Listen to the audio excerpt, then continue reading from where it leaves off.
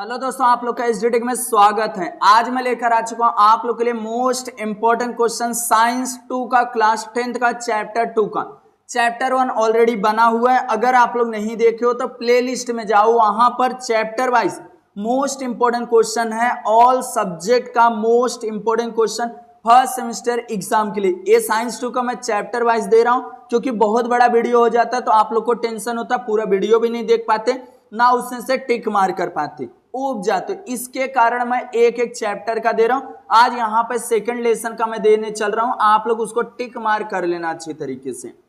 और second lesson से क्या क्या करना है वो सब मैं इस वीडियो में बताने वाला हूं। Live process in living organism part 1, इसमें से कैसे करना है। सबसे पहले आप लोग देखोगे यहां पर जो दिया गया एक क्वेश्चन है जो आप लोग को फिलिंग द ब्लैंक्स के लिए पूछा जाएगा। ये चीज इतना आप लोग को अच्छी तरीके टिक मार करना है। We get 4 kilo calorie energy per gram किस में पाया जाता है? कार्बोहाइड्रेट्स के अंदर पाया जाता है। बस इतना आप लोग को यहां से करना है। एंड उसके बाद आप लोग को ये वाला जो डायग्राम है इसको अच्छी तरीके से आप लोग को करके रखना है। से नेमिंग क्रेचर, ज्यादा कुछ नहीं, बस नेमिंग क्रेचर। और यहां पर एक चीज दिया है सेलुलर रेस्पिरेशन का, देखो यहां पर डिफाइन, देखो इसे सिंपल तरीका इतना। और उसके बाद आप लोग को यहां पर एक चीज बोला गया है, देखो यहां पर हमारा यहां पर जो 2 method of this aerobic respiration और एक होता है एनारोबिक रेस्पिरेशन। याद रखना 2 टाइप से रेस्पिरेशन होता है, एक एनारोबिक एक एरोबिक।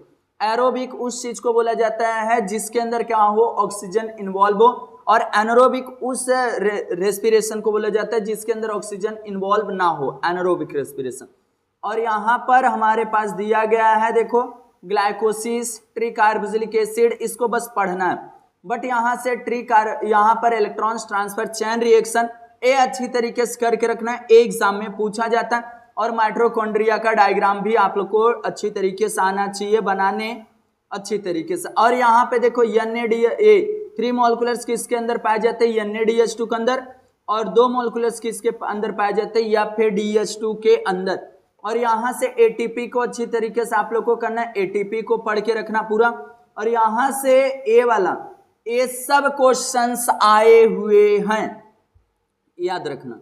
अब उसके बाद आप लोग को और आगे आना है। यहां से very very very IMP question में आप लोग को चल रहा हूं देने। ये देखो, ये फ्लो चार्ट को अच्छी तरीके से लर्न कर डालना, एरोबिक एनारोबिक रेस्पिरेशन। अब यहां पर 2 स्टेप में होता है, देखो ग्लाइकोसिस एंड फर्मेंटेशन। देखो एक चीज यहां पर दिया, glycosis and fermentation, 2 step anaerobic respiration, ये अच्छी तरीके से याद करना। और यहां पर 2 क्वेश्चन जो साइंटिफिक रीजन के थ्रू आप लोग को आता है, आप लोग को सिंपल तरीका देखो। एक सीड वाला अच्छी तरीके से आ सकता है। देखो सीड क्या बोलता है, देखो यहां पर सुनना। देखो seed perform anaerobic respiration of if the soil some under the water during this germination।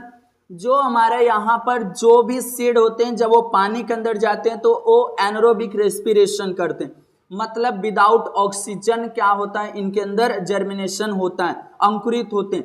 उसी तरीके से हम लोग क्या होते हैं कि हम लोग कभी कभी क्या होते हैं, टायर्ड फील करते हैं, एक्सोहेजेस्टेड। अगर हम लोग बाय द वे एक्सरसाइज करते हैं तो हम लोग को टायर्ड फील होता है, एक्सोहेजेस्टेड होता है।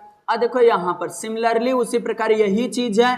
अब our muscle cell also perform anaerobic respiration while this performing the exercise due to this less amount of energy produce in our body and the lactic acid accumulated due to this which will feel tired. ये चीज आप लोग को scientific reason में आ सकता है, एक question, और वो सब यहाँ पर सीड परफॉर्म वाला अच्छी तरीके से आप लोग को करके रखना रहेगा। और यहां से क्वेश्चन है, देखो we get 4 kilo calorie protein के अंदर पाया जाता है, ये भी चीज आप लोग को आना चाहिए। और अमाइनो एसिड जो दिया गया, very very very IMP question, आप लोग को एग्जाम में भी, ये यूनिट टेस्ट में भी दिखा रहेगा, याद रखना, बहुत ज्यादा इंपॉर्टेंस है। एंड उसके बाद यहाँ पर एक लिपिड्स का, देखो आप लोग को लिपिड्स का डिफाइन है। और 9 किलो कैलोरी एनर्जी पर ग्राम पाया जाता है लिपिड्स के अंदर, याद रखना। 2 4 4 है और यहां पर एक 9 है। अब उसके बाद यहां विटामिन के बारे में अगर आप लोगों से पूछा जाए कि फैट सोल्यूबल और वाटर सोल्यूबल, तो यहां पर देखो आप लोग को यहां पर दिया ADEK फैट सोल्यूबल और BC जो है मेरा वाटर सोल्यूबल है। और जो मेरा विटामिन B2 होता है और राइबोफ्लोविन होता है और निकोटिनामाइड जो विटामिन B5 होता है। अच्छी तरीके से आप लोग को करना रहेगा। एंड यहाँ पर से आप लोग को क्वेश्चन पूछा जाता है। देखो मैं एक एक चीज को टिक मार करके दे रहा हूं, कहीं पर आप लोग को भटकना नहीं है। अब water is an essential nutrients, अगर ऐसा बोला जाए तो यहां से आप लोग याद करोगे पहले लाइन से। देखो यहां से आप लोग याद करोगे और इजिली इतना ही आप लोग लिख दोगे तो इजिली हो जाएगा।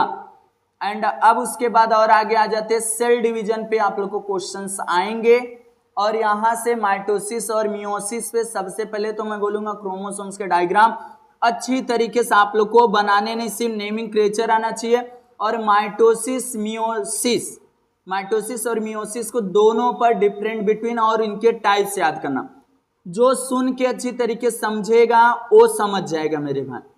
मियोसिस माइटोसिस का दोनों का डिफरेंट बिटवीन आप लोग को आना चाहिए तो आना चाहिए।